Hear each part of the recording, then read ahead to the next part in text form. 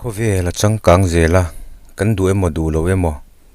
khovel changka na chuan min ru zela min alun don chaw ani cryptocurrency hi kan ma loka poisa virvel na kan man tur poimo tak alani yang chu wangin pi coin hi cryptocurrency mi puinol puina kan man tur tlang lon tak alani don ani nge pi network coin chu pi coin chu cryptocurrency thar pakhat among tu tena an phone atanga ni tina man chua thei masaber pakhat ani Stanford PhD graduate Pathum Dr. Nicholas Kekolas, Head of Technologies, Dr. Cheng Dio Fan, Head of Product, Dr. Vincent McPhilip, Head of Community 10 Mars ni Sompali sang ni le Sompakuakan an lansa Bitcoin mine angin electric power tam takman ngai lovin amain theya Pinecoin kan mine hian phone battery eng ma hek velova eco friendly le ani Stanford graduate natin an siam chua wange khovel pumpuya bor tu le lutu an tamngal ema ni tinampung deuh zel ni kumka chungin an target an khum daya an lan so changa thani vel ka mi nuai khat active user an tlinghal dera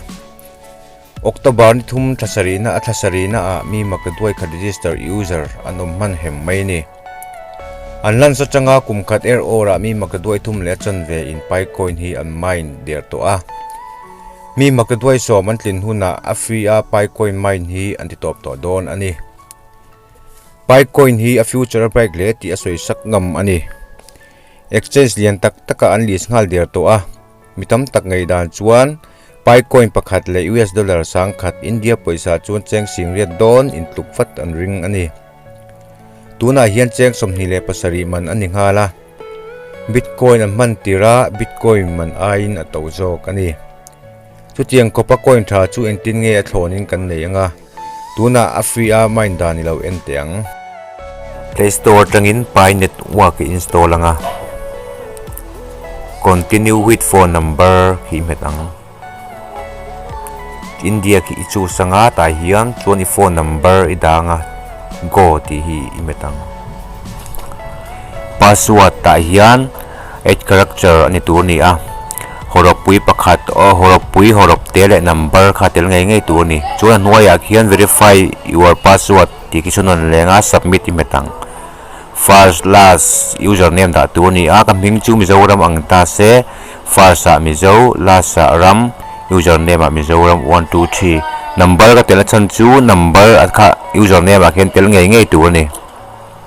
who invited you a khian invitation code a hian muan 2019 indanga submit imetang get started imetang tap chuan imetleng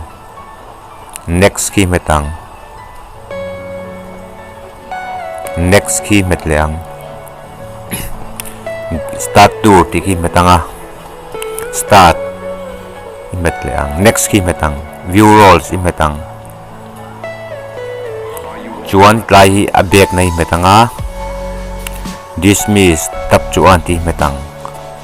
one pai dong ta ni ti chuan ti khian khoi ngai mi alawin ai mai na daka somni pali chung ai mai na ni ti chuan te lai hi imetang ta hian username te invitation code te refer link tom tani Facebook verification hi imetang Facebook hi verify ngaya ani lo chuan nakina awi draw thei huna kan boi pal kha lo mani chuan mobile number mo email mangin la I password mangkhanin I login nga I Facebook login na mangkhanin login don ya kan main reng hianin daka somni pali chungain maina daka somni le pali azo chia khan vakli ka main ne thin tur ni chu ni tin vatlo tur tina ni chu ke poni mina ka main khalo to pa ka main thale do ni ti hian tap chuan ti ka meta main ti ka met le a chuan ka x le a ka met thale a ti khian ai main do ni ka main ni kum khat chunga ka main ni